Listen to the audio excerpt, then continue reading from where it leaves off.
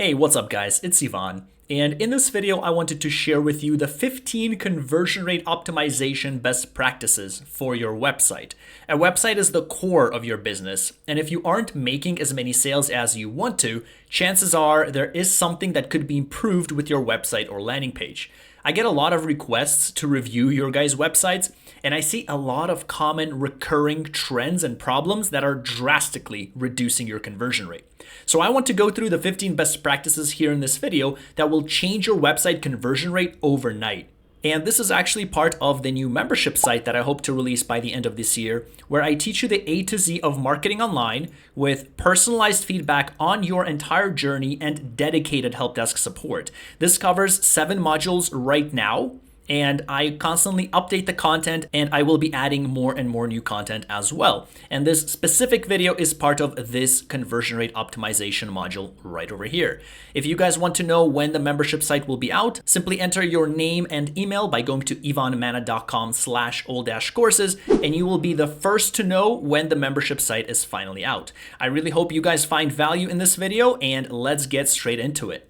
So now that you have an idea about the general structure of your website, I wanted to talk to you about the 15 website best practices, which are very specific and concrete things that you can change or add or remove from your site to optimize it and increase the amount of people that will stay on your site and ultimately convert. Just as with the previous lesson, you guys can download the resource in the resources and links section just below this video so that you can follow along with me. So let's get into it.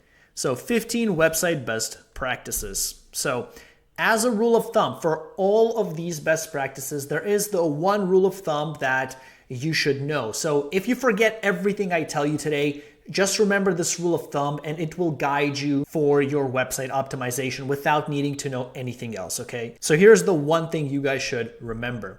You need to reduce the cognitive load on people visiting your site. What does that mean? Well, cognitive load basically translates into thinking. The less you force people to think and to ask questions and to wonder what or where something is, the more likely they are to stay on your page. People like something simple, right? They don't read, they scan. So if they go to your website and they find something complicated, they're just gonna go back, because just as easy as it was to visit your site, it's just as easy to leave and go somewhere else. So you wanna make sure that you give them the best experience possible when they visit your site. Now, in terms of cognitive load, for those of you that are psychology majors, there was actually a psychology experiment done called the paradox of choice, where the conclusion was that the more choices there are available to somebody, the less likely they are to actually take a choice, and the more likely they are to leave. And so in this specific experiment, they had 2 different groups. In one group, there were 6 jams, 6 different flavors of jams right outside a university or something like that. And they measured how many people came up to try the jams and then how many people bought at least a jam. In another group, they had the same thing where they had jams placed outside university and they measured how many people came to test it and to buy. But they had 15 jams instead of 6. So they have the 2 separate groups, one group with 6 jams, another group with 15. And so what the results of the study indicated is that the group with 15 jams, even though more people came up to test and try the jams because, oh, so many beautiful colors and flavors, less people in total bought than the group with 6 jams, where even though less people came up to test and try the jams, more people actually ended up buying the jams. And the reason for that is because of this principle of cognitive load. With less choices, people have to think less and they are more likely to make a decision, as opposed to having too many choices and not being able to decide what is best and then saying, oh, this is too hard, and just leaving, right? This kind of ties into the dating world of today, where with all the dating apps, there are just so many choices that people are just much less serious to commit because of the amount of choices. But that's a topic for another day. The point I'm trying to make here, guys, is don't make people think, okay? So if you forget everything I tell you in this module, just remember this one golden rule. Don't make people think when they visit your site. Make them have as little questions as possible, and you should be good to go. So these are some of the most common issues I see with websites and landing pages personally. They are easily fixable and they make a huge difference. And even though they can't fix everything, they can certainly fix a lot. So let's get into the 15 best practices. So the first thing is you need a simple and clear headline. Now, before I get into the examples, here's another little experiment I'd like to do. I'm going to show you guys an image, okay? I want you guys to look at that image and then answer a question for me, okay? So just look at the image I'm gonna show and then answer a question for me. You can write down your answer in the comments, by the way. Are you ready? Okay, my question is, what did you read first? What did you read second? What did you read third? You get the idea. Main thing is, what did you guys read first? Is it the first line here? You will read this first. If you're like most people, then that was indeed the first thing that you read. And why? Because it's a big headline, it's smack dab in the middle, it's got the largest font, it's bolded, so on and so forth, right? So this shows you the importance of a headline. People read headline first, so you need to make sure that your headline is crisp and clear and fresh and easy to understand. Because if it's not, that's the first thing that people are gonna read, and if they don't understand it, off they go. Just as easy as they came into your site, they're gonna leave. So here are some examples of some good headlines. Canva, what will you design today? 5 words, guys. Their word design, you will also notice, has a nice design to it. So it gives a little subconscious idea of what do you mean by design? Oh, that's what you mean. Colors and color schemes and icons and maybe images, whatever, right? So very clear and simple. 5 words, straightforward. There's no guesswork. There's no fancy language that I don't understand. Very simple. Here's another one. Wix, create a website without limits. 5 words. Are you seeing a pattern here? The shorter the headline is, the better. The more concise a headline is, the more clear it is, the better. Create a website without limits. Boom. Right away, you know exactly what Wix is about. When I look at this, I say, okay, so Wix allows me to build a website and allows me to customize it however you want to. And that's exactly what Wix allows you to do. Granted, there's still way more customization with WordPress, but that's the idea, right? Now let's take a look at another headline. Don't let computer troubles slow you down. Trust Computer Tech Pro for reliable and efficient computer repair services. Contact us today to get your technology back on track. That was a nice 5-word headline, wouldn't you say? So let me know in the comments, guys, how would you reword this headline to make it more appealing?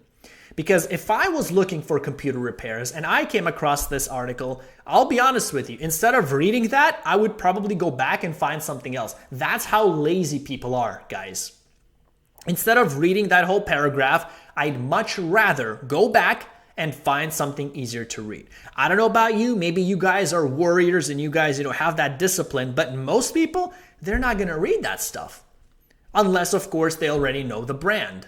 And so another important point to mention here is that people will read, but only if they already know you and trust you. For new people visiting a website, you want to make it as simple and as easy for them as possible because otherwise they will not invest. I mean, guys, it's common sense.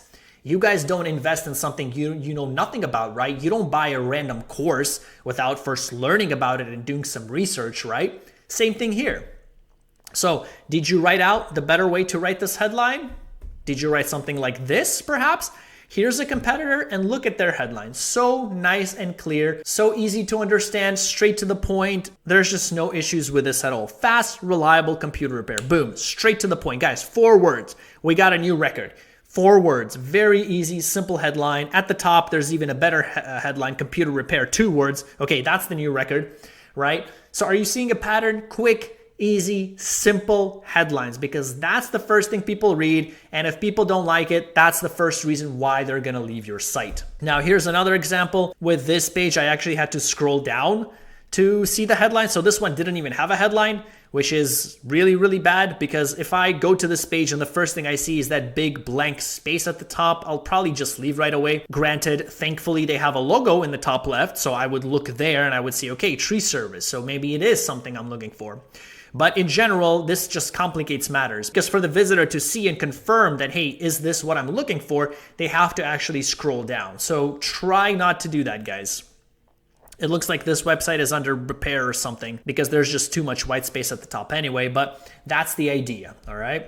So the next thing you want to do is be specific and objective. So again, a lot of these things, guys, that I'm telling you, best practices, are really common sense. They're really applicable in your everyday life. Imagine that you have a birthday party and you're waiting for your friend to attend the birthday party and they don't show up. And so you call them at night or after the party and you say, hey, where were you? I was waiting for you. Now, if your friend says, oh yeah, sorry, I was out, as opposed to giving you a story, oh, hey, I was on the way and then I stumbled upon my friend that I haven't seen for 20 years. And then he showed me this crazy cool gadget that just hasn't been out in the world. And then which story is more believable, guys? Again, common sense, right? That second story where he goes into so much detail is just so much more believable because subconsciously you think, well, why would he make up such a story if it wasn't real? Why would this person put in so much work and effort into creating this blasphemous story if it wasn't real, right? This is on a subconscious level. You might not even realize it, but the more detailed and the more concise and the more objective something is, the more believable it is. As opposed to if your friend says, oh yeah, sorry, I was out. It's like, so what do you mean you were out? What happened? Why didn't you come even though you were out, Speaking of experiments, hopefully you guys are enjoying my psychological references. One of the psychological experiments had to do with standing in line to use a stapler where they had different groups. One of the groups had a big line standing waiting for the stapler, and they had a person come in and just cut in front of the line and say, hey, I need to use the stapler, compared with another group where they had person also come in front of the line, but they said, hey, can I cut in front of you because I'm really late for class, so I really need to use the stapler. Some of the reasons that these people provided were totally ludicrous, like, hey, can I please cut in front of you because my cat just died, right? So what does that have to do with you needing a stapler right now, right? But what they found was that people who gave those specific reasons were allowed to cut more than the group that just came in and said, hey, can I cut you so I can use the stapler? So if you're specific and objective and you give a reason and you say something specific in this case, you are much more likely to be believed and, in the case of websites, engaged with. So be specific, be objective. Look at this example over here by Kickstarter, where they're saying 265,167 projects funded, 8 billion, 249 million, blah, blah, blah, towards creative work, 97 million, blah, blah, blah, pledges, right? Now, this is extremely specific. When I look at this, I think, wow, this must be real. Why else would they come up with such specific numbers? Now, compare that with them saying, hey, we funded over 260,000 projects. We have over 8 billion in creative work. We have over 97 million pledges. Which one is more believable? Just think about it, right? This first option is more believable. The one where they specify, where they are so specific, so exact, it's so much more believable. So make sure to be specific. Make sure to be objective in your ad copy. These are objective numbers. This isn't subjective. These are actual statistics that they had. Here's another example. 61% of Fortune 500 enterprises scale their success. So they're specific, 61%. They could have said over 60%. They could have said over 50%, right? They could have said 2/3. They could have said 2/3 of Fortune enterprise, but they chose to say 61%. Why is that? Because of this principle of specificity and objectivity. They want to be as specific as possible, as objective as possible, because it makes it so much more believable, okay? Now, you compare that with something like this. It's an ad that I saw, and as we discussed, conversion rate optimization isn't just limited to your website, but it's an ad by Unbounce, and I love Unbounce. It's an amazing landing page builder as well, even though I prefer Kartra at this point. But look at their ad. It says Unbounce, #1 rated landing page builder and CRO platform. And actually, I don't think this is even an ad. I think it's a organic search result, but it says #1 rated landing page builder. #1 rated by whom? Did you just proclaim yourself to be #1 rated? If you are actually #1 rated by somebody, that's amazing. Absolutely use that. But then you have to specify #1 by the landing page, masters or something. I don't know. But when you say #1 rated, it seems so subjective. It's really not believable. Anybody can say they're number one. Hell, I can say I'm number one marketer in the world. I can say I'm number one copywriter in the world. I could make an ad for that. Does that make it real? No, absolutely not. Not without some proof.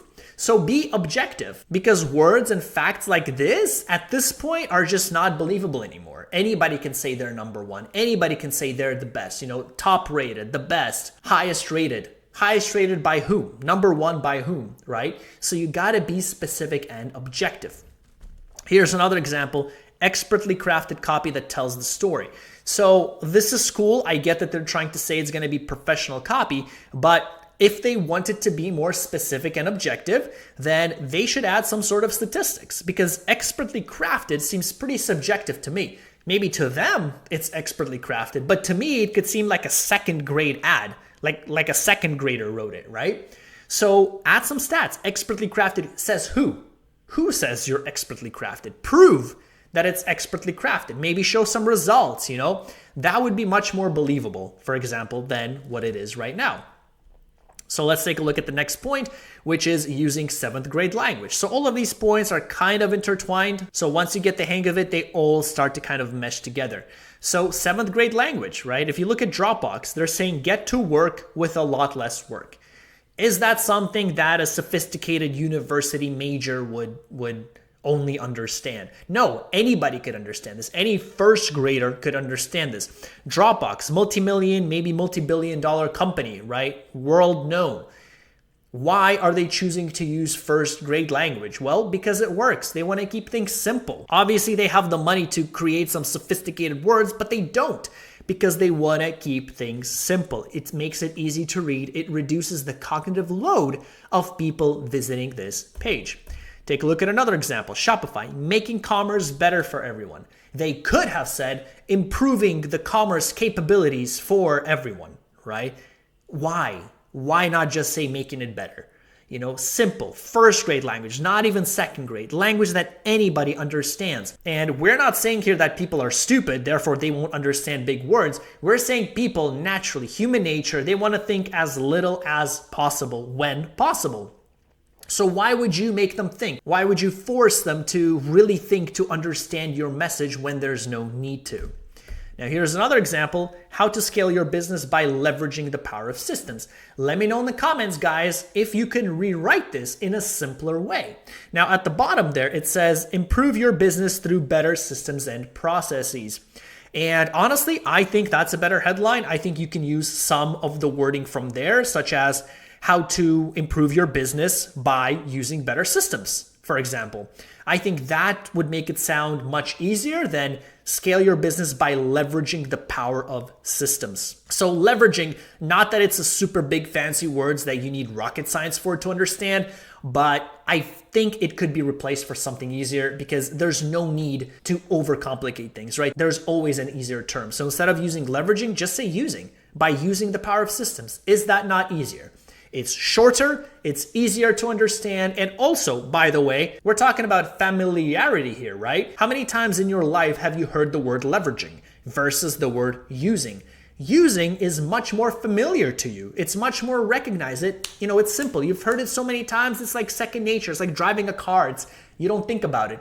Leveraging, you have to pause and think for even a split second, because it's not a word that you hear every day. So if you don't have to use these words, why would you? So that's what I'm talking about when I say use simple 7th grade language. Let's take a look at another best practice, and that is clear and obvious call to actions. So I'm actually surprised at how many times I review some of the websites and landing pages, and I don't see a call to action anywhere in sight. Okay. The first rule of thumb for call to actions, guys, is to have the call to action above the fold on your website or landing page. That means above the fold means the first page you see without needing to scroll. So it's got to be clear. It's got to be obvious. Let's take a look at some examples. MailChimp. Everything is white and black here except the call to action button. It's big and yellow, right? It's very clear. It's very hard to miss. And it's above the fold. It's at the very, very top. And this gives direction to people. Again, right, referring to the rule of make people think as little as possible. Well, when people see a big, clear call to action, you are guiding them. You're telling them what the next steps are. Hey, Mr. Person visiting the site, once you read this, here's what you should do, right? You're giving direction. People have to think less when they're given direction. Straightforward. Another example, Calendly, right? Boom, big blue call to action button. Sign up with Google, sign up with Microsoft, get started. Very clear, very obvious. Slack, where work happens. Look at these big, fancy, not fancy, but big, obvious, clear call to action buttons. Get started, get started. You know, talk to sales is, as you can see, it's got the opposite color, so it's white with purple text. And that is because they don't want that to be the main call to action. The main one they want is get started, you know, create your account, pay us, as it should be, right? But the talk to sales is still not out of the question. It's still there. It's still available if people need it. Now let's compare it with something a little bit less obvious. Take a look at this page. Do you see the call to action? Took me a while to find it, I'll be honest with you. And so again, we come across the issue where I'm looking at the page and I'm thinking, okay, you know, I want to build a site. What next? What do I click? Where do I go? And then I have to take out my binoculars again to find the tiny little call to actions there at the bottom of the page. It's just super hard. It's super hard to read, right? Don't make it difficult for people. Here's another example. Now, these call to action buttons are obvious. It says remix, but what does remix mean? It's not very clear. Like over here, it looks like it's a site for building out websites, which is nice and cool. But how do I actually build a website? Do I remix a website or what, right? I'm not really sure what that means. So these call to actions aren't really clear. They're obvious, but they're not clear. So for your call to actions, the rule of thumb is you also, or the second rule of thumb in addition to being above the fold, is that you want the final words of your call to action button to finish the sentence, I want to. So if we look at the previous examples, I want to get started. I want to sign up with Google. I want to start free trial, right? Because in people's minds, they're thinking, hey, what do I need to do? Well, I want to start free trial, or I need to start free trial, right? That's how you make your call to actions clear, is that you finish the sentence, I want to what? And in the case of this website here, it's I want to remix, which makes me scratch my head, right? What does I want to remix mean? I'm not sure. So that's that for call to actions. Let's talk about navigation real quick. And the next best practice is that your website is easy to navigate. Again, to reduce the cognitive load of the people visiting your page, you want the process to be super smooth, super easy for them to be able to know where they are, how to go back, how to go forward, how to find what they're looking for. So if we look at iPhone, for example, if you click on any of the options there at the top, it pulls out a drop-down menu. So right away, you know that, hey, I'm probably in the iPhone category. Plus, at the bottom, it says iPhone right there. But it's very easy to know where you're at with Apple. Very, very easy. You don't get lost easily. Here's GitHub. On the left, it tells you exactly where you are in their hierarchy of documents. Again, super, super simple. Now, you compare that with something like this, and now all of a sudden it's not super, super simple. This isn't very easy to navigate if you ask me. You look at something like this, where this was a website I found. I clicked on Artist Studios. I landed on this page and then this page. So the problem with this is that I was lost. After I clicked on Artist Studios, I didn't really know where I was in terms of the hierarchy. Like, are there options related to Artist Studios, or should I go back and find something else? Or where am I on the page? And actually, as it turns out, the top there where it says ArtNet, the studios, those are actually the breadcrumbs. So that tells you where you're at. But that really wasn't obvious for me. I had no idea that's what it was until I landed on the very last page. So point is, make it clear for people to navigate. Make it easy to know where they are, because again, we want to reduce that cognitive load on the people visiting your page. Another important best practice here is that your site is easy to read. So Trello, look at how everything is easy to read. It's white on purple. It's white on blue, right? Easy, easy to read. Here, it's black on white, or white on green. Again, super easy to read. The color contrast is amazing. There's not a single word that I can't read because of color, so that I wouldn't be frustrated. Now you can compare that with something like this, where the title is green on green, Premier Tree Service Company serving the greater New Orleans. I don't know about you. I don't know if there's something wrong with my vision. Let me know in the comments below. But it seems to me that this is just very hard to read, right? They picked dark green text on a dark green background.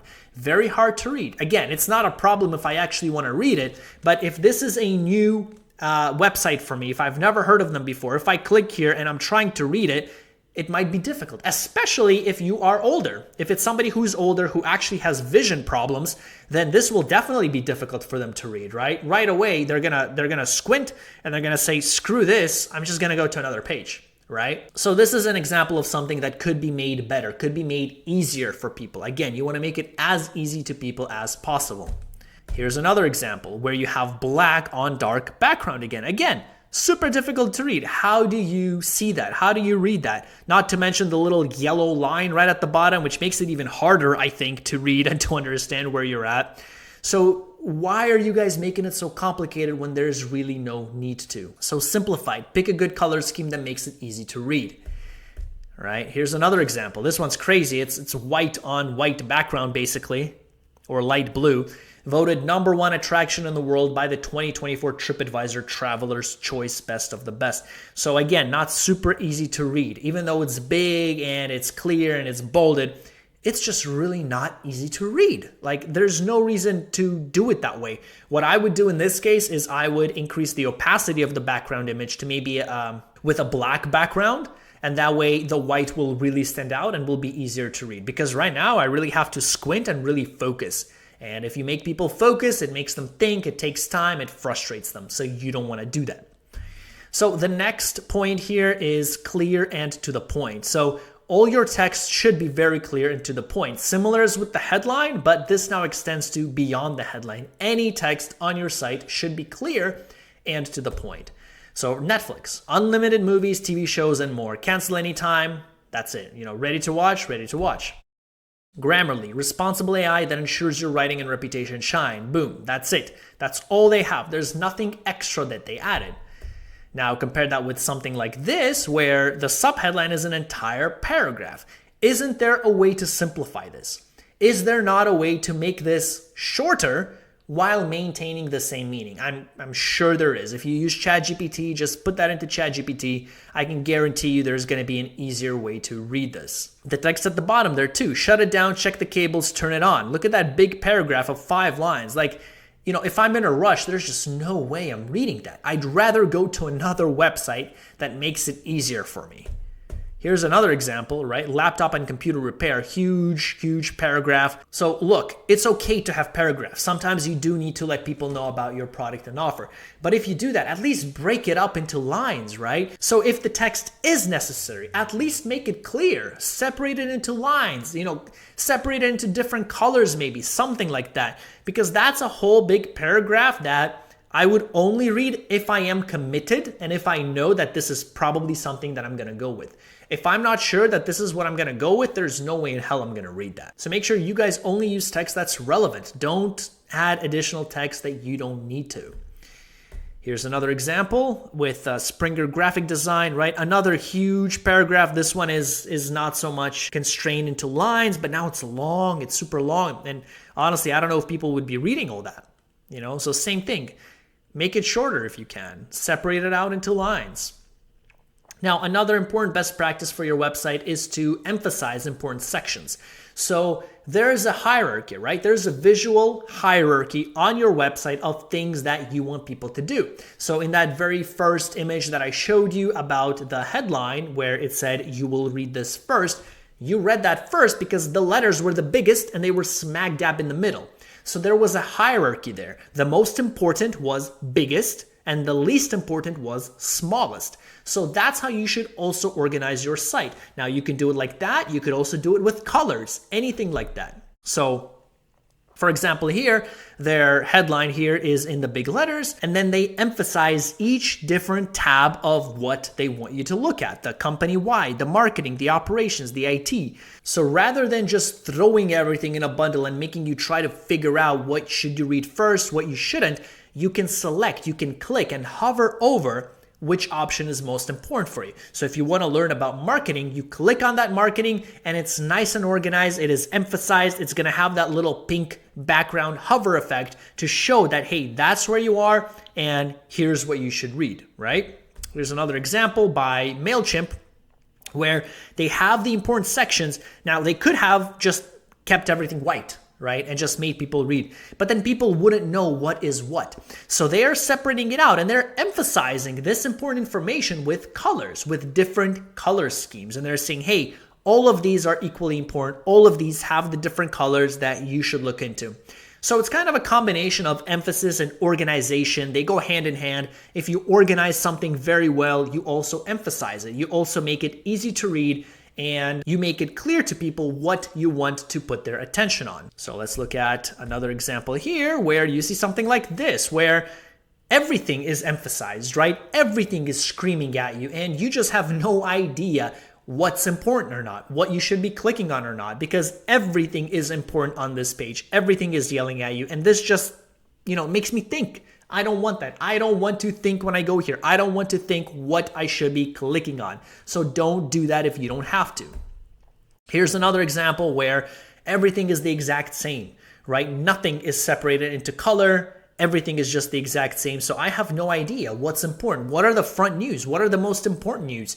What are the news that are older or breaking news, right? Like you see on a lot of the news channels, you see breaking news. That's emphasized. It's got the big text, it's got the big image, right? Very, very clear separation between what's important and what isn't. Now, another important best practice and something I see quite often is about images. So a lot of you guys come to me with websites with very poor quality and grainy images.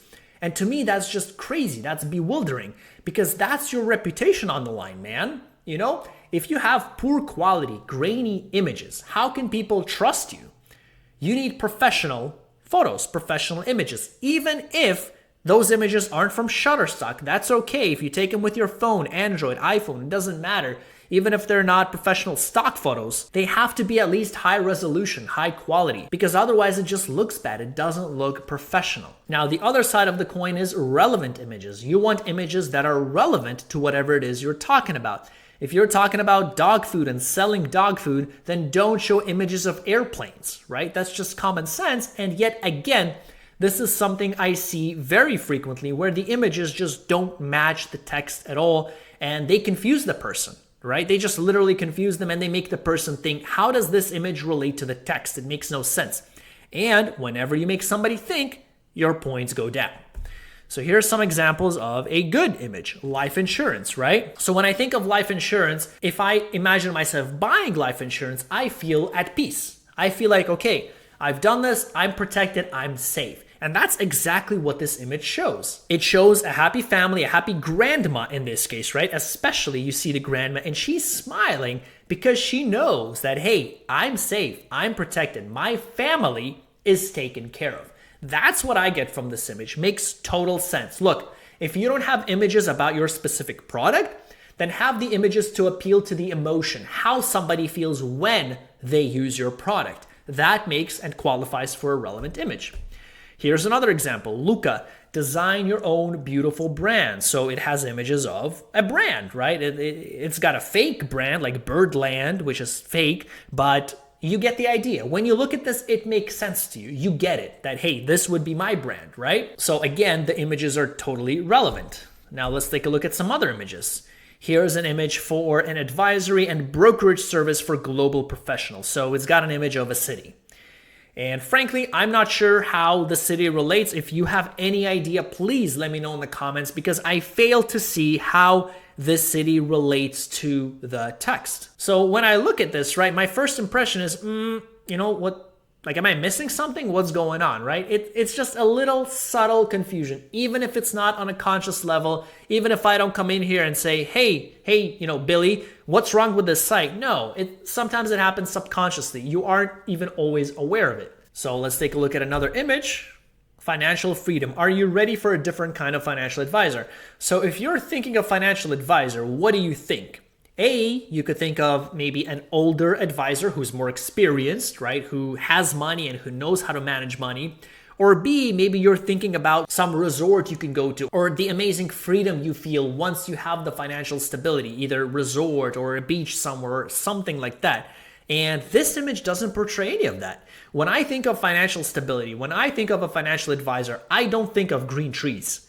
right? So I'm not really sure what this really symbolizes. So I feel like there's definitely an inconsistency between the text and the background. If they are going for the emotional appeal, then I would perhaps go for maybe a couple resting at a beach or something like that, you know? And it says here, are you retirement ready? So I think it could be perfect if they have an older couple resting at a beach. And that could say, hey, you know, they feel that they are ready to retire because everything is taken care of. They would be sipping their wine or something on the beach resting because they are taken care of. So if you are to go for an emotional appeal with this image, then I would go for something like that. But again, let me know in the comments what you guys think. I'm curious to hear your thoughts about it too, or maybe I'm missing something. Maybe there is indeed a link between green trees and financial stability. I don't know. You guys tell me. Let's take a look at another example here. This one doesn't even have an image at the top. There, I think, is an image when you scroll down. But when you first land on this page, I don't know about you, to me, it feels a little off because there is no image, right? So it feels a little weird. It feels like, hey, is this a scam? Why isn't there an image, right? These are subtle thoughts that, again, might not always be conscious, but something that's going on in the back of your mind as you're thinking and wondering, hey, what's going on, right? So let's take a look at another best practice here for your website, and that is a button link and hover effect. So this also touches a bit upon the web conventions, what people are used to. And so if you don't have this, then it's going to feel a little off to the people, right? So let me show you what I mean. So here's a GIF of if you hover over the Get Started button, the mouse cursor changes, you see? As well as the color of the button. It goes from this light purplish to bluish, or whatever colors you want to name it, but it changes color, right? And the button also grows bigger too, just a little bit bigger. Another example here, book your demo, the color changes of the words as well as the background, the cursor changes, right? So it changes and it feels satisfactory. It feels like, you know, like that feeling when you drink a cup of water, when you're very thirsty, that same feeling, when it hits the spot, right? Now, as opposed to something like this, where the whole mouse cursor is the same, regardless of whether you click the button or not. And so you start thinking like, hey, does this button even work? Is this even a button? If, you know, the button doesn't change color, my cursor doesn't change, is this really a button? Like, what's going on? You know, it doesn't have that satisfaction feeling, right? Would you agree? Have you ever experienced that on your websites? I have. When I navigate to some websites and I don't see that the cursor changes or the color changes, I don't feel satisfied. It's weird, but that's how I feel. And that's how visitors could feel for you as well if there are no such effects. Here's another example where when you hover over the button, the cursor changes at least, but the color doesn't, right? So it's like half satisfaction. Not all the way, at least it's something, but I would definitely still change the hover button color just to make it a little more satisfactory. So that's that. Next, you have a simple and clear layout. So again, you want to make it very easy for people to follow, to read. So something that looks like this. Look at this. Very, very simple and clear. Tons of white space, right? They use a lot of white space. They have neat little sides, like on the left image there, you have the image on the left and text on the right, and then it alternates. You have the image on the right and text on the left. So it's really cool. It's tons of white space, some variety, but it's really clear. And then look at the image on the right. It's the same thing. It's very, very clear, very easy to read, lots of white space. The little box there is highlighted in yellow, right? So it's kind of separated out. You have the image, you have the text or the headline in blue. So very easy to follow along, very clear, very simple to navigate, as opposed to something like this, where it feels squished, right? Everything just feels squished. There are no images. It feels like this is the last website in the world and there's just no space left for anything else. Everything feels squished when it shouldn't be. Here's another example where, again, everything just feels squished. It feels off, right? When you go to a website like this, it feels off. Like, why are you squishing everything? Look at the navigation bar at the top. It's like there's barely room for the navigation, you know? So even just with the navigation, what you could do is, for example, where it says Patreon, Discord, and Wiki, what you could do is put them into one, right? Have different tabs in your navigation bar. For example, follow us, and then you have Patreon, Discord, and Wiki links there. You know, something like that. Otherwise, again, it just feels too squished. Now, for the next best practice is the trust symbols near the CTA. So this is basic credibility, basic, social proof. So one of the best places to put your trust symbols is near the call to action button, because it reminds people as they're trying to sign up or take whatever action you want them to take, it reminds them that, hey, this source is credible. So take a look at this with the trust symbols right above there at the top, above the headline actually. You have another example here with the trust symbols below, just below the call to action. So it's right there. And then over here, you have it very obvious again, just to the right of the call to action, you have a big testimonial as well as some stats. So very, very hard to miss, but when somebody tries to sign up, it reminds them, right, of the credibility of this website. So that's for trust symbols. Next important thing is to avoid surprises. So I see a lot of the time that a lot of people are offering free something in the ads or on the website and they just don't deliver. And they sell something for a specific price, but then they completely change the price. So you don't want to do that, right? That's the worst thing you can possibly do. So for example, Shopify, they're saying start free trial and then they tell you in advance. They say get 3 days free and then 1 month for $1. So they're very explicit about how they do that. Now you have another example with Pixabay, where they're telling you get free high quality images, music, videos, right? And they are indeed free.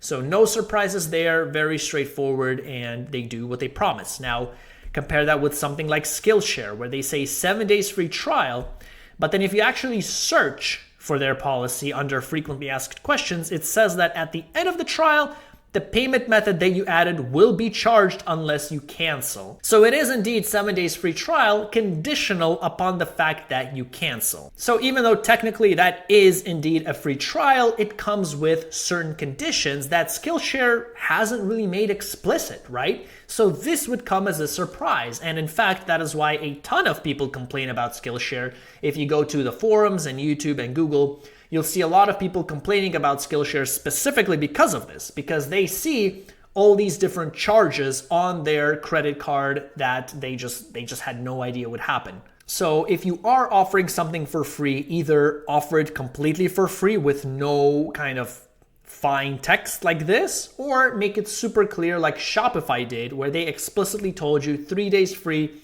and then $1. So you will be charged after the 3 days. So here's another example with Ancestry, where again, they're saying free, but then they're saying free trial terms apply. So at least they are letting you know. However, I did have to actually search for their terms. It wasn't just there available. I had to actually go in and type in Ancestry free trial terms to find their page. And it says something like this, where basically they're actually gonna charge you. So technically it's free because you don't pay, but they do charge you and then they return the money to you, but that's how they say that they verify that your card on file is actually working. So it seems kind of counterintuitive, right? If it's free, why do you need to verify that my credit card is working? So something like this could definitely be surprising and could definitely be a reason for people complaining. Now, granted, these companies did nothing wrong per se. It's not illegal and it's not wrong. But the point that I'm trying to make is that if you do promise something in your ad copy on your website, make sure you deliver. So if you promise free, make sure you give free. If you promise a pair of shoes for $30, make sure to deliver on that promise and sell the shoes for $30. So let's keep going. Let's take a look at some of the other best practices. So consistency and congruency. So this is really important. So not only consistency and congruency between pages of your website, but also between your ads and your website. So if you're saying certain words on your ad, like get a free trial, say that in your website as well. If you're saying here we have red shoes, mention that you have red shoes on your page. Be consistent, be congruent. And of course, again, I'm talking about in between pages of your website as well. So for example, Exmoor Caviar Crisps, that's their front page. And then if you click on any of the options at the top, you're taken to something that looks similar. You have the logo at the top, you have the navigation at the top, and you have the information just below that. So pretty consistent, right? It's all the same. It's all white, nothing changes. Here's another example, Angel Fire. You click on a website in minutes and you get information about it. You click on website tools, you get information about it. It all follows the exact same pattern where you have the navigation there at the top, you have an image on the left, you have a call to action on the right. It's all similar. It's all consistent and congruent. And this doesn't scare your audience away. Because if you start having pages that are totally different, that have a totally different layout and color scheme, people might start freaking out and thinking that, hey, this isn't the website that I signed up for. You know, this looks different. So you don't want people to think that, right? So here's a different example now by Global Security, where they have the search bar at the top, they have the navigation bar below that, they have the big logo on the left, and then you pick what you want to click on. So I click on something, and then I see something like this. So now the search bar is gone, the navigation bar is gone. It now has the blue and gray lines that it didn't before. So it just looks different. You know, it makes me think like, what's going on? Here's a different page. When I click on something else, it takes me to this wiki page, which looks different. Now you have the search bar on the left, you have the navigation on the left, you have information below that. So it looks totally different. Then you have additional buttons, subscribe now, my account, sign in, which you normally don't have here. So that's what I mean by consistency. Try to make your website as consistent as possible. Now this applies to your landing page as well. So if you have a landing page, which we're going to create in this module, you want to make that consistent with your website as well, ideally. So if your landing page is bluish, make the website bluish as well. Within limits, of course, you don't have to copy exactly, but try to maintain that consistency and that congruency. Does that make sense? So let's keep going. So last but not least, and this is pretty obvious and that's why I added it last, is quick website loading speed. So you can use sites such as Site24 where I put in apple.com and I put in New York as the location. And you can see the page load time is 1.65 seconds. So ideally your page load speed is under 2 seconds. Any longer than that, people will be frustrated and they're just gonna wanna leave, right? I'm sure you've encountered it many times when you click on a website and it takes too long to load and so you go back, right? So the longer the loading page speed, the less likely you are going to be to stay because it takes too long. Some ways in which you can improve your website speed is by removing or compressing unnecessary images, as well as removing unnecessary animations, transformations, all those cool styles that you think would look really cool. They might, but they drastically reduce your website loading speed, for which reason you don't see a lot of the professional websites have too many of these cool fancy animations, even though they certainly can, because it slows down the site unnecessarily and those animations just aren't worth it. So these are 15 of the website best practices that I wanted to share with you. Hopefully you found some value. Let me know in the comments what you thought, if maybe I missed something or if you want to add something to any of the points mentioned. But hopefully you can already take some of these and apply it to the website and then to the landing page that we're going to be building. So I hope that was helpful and you guys were able to find and change something on your own websites or landing pages that would make a big difference and drastically increase your conversion rate. Once again, if you guys found value in this content and you want to see 50+ hours of content similar to this, just enter your name and email by going to ivanmana.com/all-courses, and I'm going to email you right away whenever this new membership site is out. That said, thank you guys for watching. I will see you in the next video.